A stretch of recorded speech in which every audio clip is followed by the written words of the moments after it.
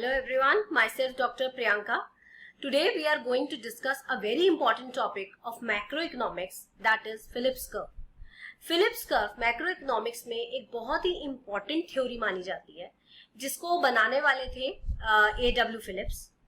A.W. Phillips ने एक बहुत ही important relationship हमें समझाया है, जिसमें उन्होंने ये कहा कि अनएम्प्लॉयमेंट और इन्फ्लेशन के बीच में एक इनवर्स और स्टेबल रिलेशनशिप होता है.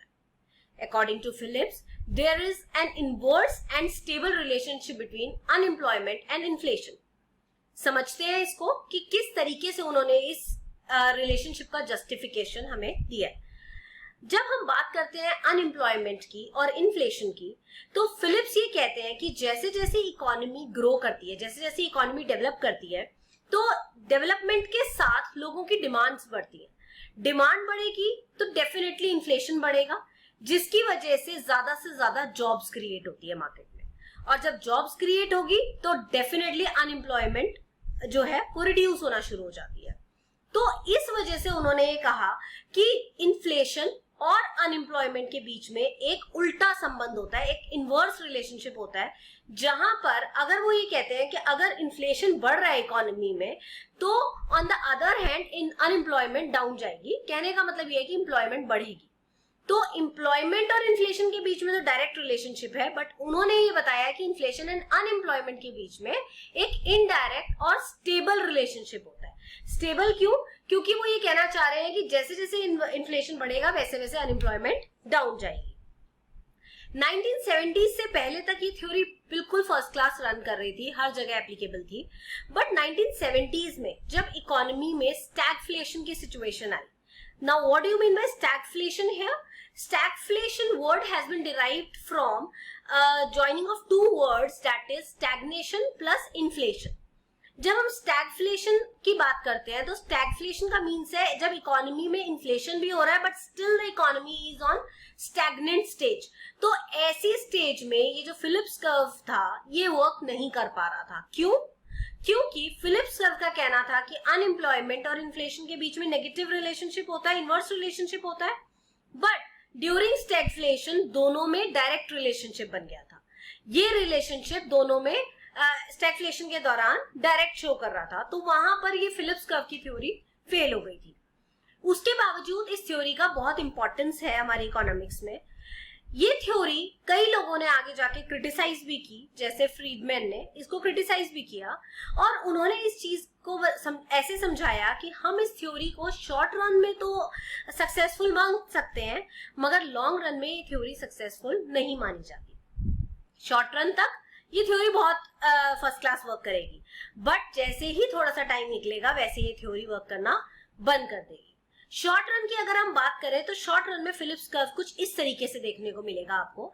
बहुत ही सिंपल और बहुत ही क्लियर डायग्राम है, जिसमें आपको ये समझ में आ रहा होगा कि on the vertical axis I have taken inflation, और जो हॉरिजॉन्टल लाइन है उधर हमने अनएम्प्लॉयमेंट को कंसिडर किया है.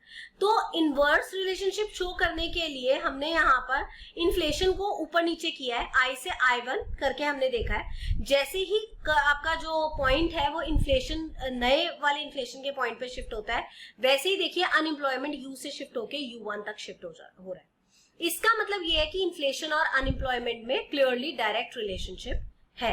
तो यहाँ पर जो अनएम्प्लॉयमेंट और फिलिप्स का इन्फ्लेशन का जो इनडायरेक्ट रिलेशनशिप है वो बड़े क्लियरली मेंशन्ड है, और ये एक पॉइंट पे जाके नेगेटिव भी हो जाता है अनएम्प्लॉयमेंट, जब इन्फ्लेशन बिल्कुल नील हो जाती है. तो बट जब हमने थोड़ा सा टाइम स्पेंड किया तो उसके बाद हमें समझ में आया कि इन्फ्लेशन और अनएम्प्लॉयमेंट के बीच में ये जो इनडायरेक्ट रिलेशनशिप है ये थोड़े टाइम इसका ट्रेड ऑफ वर्क करता है, बट जब थोड़ा सा लंबा पीरियड निकलता है, परमानेंट टाइम पीरियड पे ये जो रिलेशनशिप है ये चेंज हो जाता है.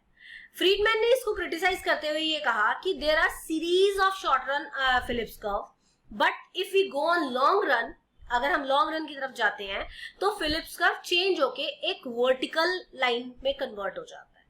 There is no permanent trade off between inflation and unemployment in long run. In short run Phillips curve, the curve is L-shaped. L-shaped आपने देखा previous diagram में, but in long run it becomes vertical as unemployment rate become driven out with natural rate of unemployment regardless of inflation level. What does it mean? It is clearly mentioning here that कि short run Phillips curve बहुत सारे होते हैं, but जब वो long run में change होता है तो ये एक वर्टिकल एक्सिस वर्टिकल लाइन बन जाती है. क्यों? क्योंकि जो अनएम्प्लॉयमेंट का उस टाइम का रेट है वो नेचुरल रेट ऑफ अनएम्प्लॉयमेंट से ड्रिवन आउट हो जाता है, हटा दिया जाता है, और जो नेचुरल रेट ऑफ अनएम्प्लॉयमेंट है वो वापस आ जाता है. और उसकी वजह से जो इकोनॉमी में जितना मर्जी इन्फ्लेशन हो रहा हो, यहाँ पर आप डायग्राम में भी देख सकते हैं कि आपका जो इन्फ्लेशन रेट है वो 6 से 10, 10 से 8 जितना मर्जी चेंज हो जाए, आपका जो फिलिप्स कर्व है वो स्ट्रिक्ट आपका वर्टिकल लाइन में कन्वर्टेड है और वो बिल्कुल भी चेंज नहीं हो रहा. शॉर्ट रन फिलिप्स कर्व पे इफेक्ट पड़ेगा, but long run Phillips curve में कोई भी इफेक्ट नहीं पड़ेगा. इसी वजह से हम ये कहते हैं कि फिलिप्स कर्व शॉर्ट रन में वर्क करता है बट लॉन्ग रन में वर्क नहीं करता. तो this is all about Phillips curve. तो हमने क्या पढ़ा आज कि Phillips curve says that there is inverse relationship between unemployment rate and inflation. क्योंकि जब इकोनॉमी ग्रो करती है तो उससे डिमांड बढ़ती है, डिमांड बढ़ने से आपकी परचेजिंग पावर लोगों की बढ़ेगी और उससे इन्फ्लेशन होगा. इन्फ्लेशन होने की वजह से इनडायरेक्टली आपका अनएम्प्लॉयमेंट रेट कम होता है. तो there is inverse relationship, but it works only in short run. In long run, it becomes a vertical line because the unemployment rate, which is present unemployment rate, is driven out due to natural unemployment, which because of natural unemployment rate. So Friedman ने इस चीज को support भी किया है कि long run में जो आपका फिलिप्स कर्व है वो वर्टिकल लाइन बनता है. तो it's very simple theory given by A.W. Phillips. That's all for today. Thank you.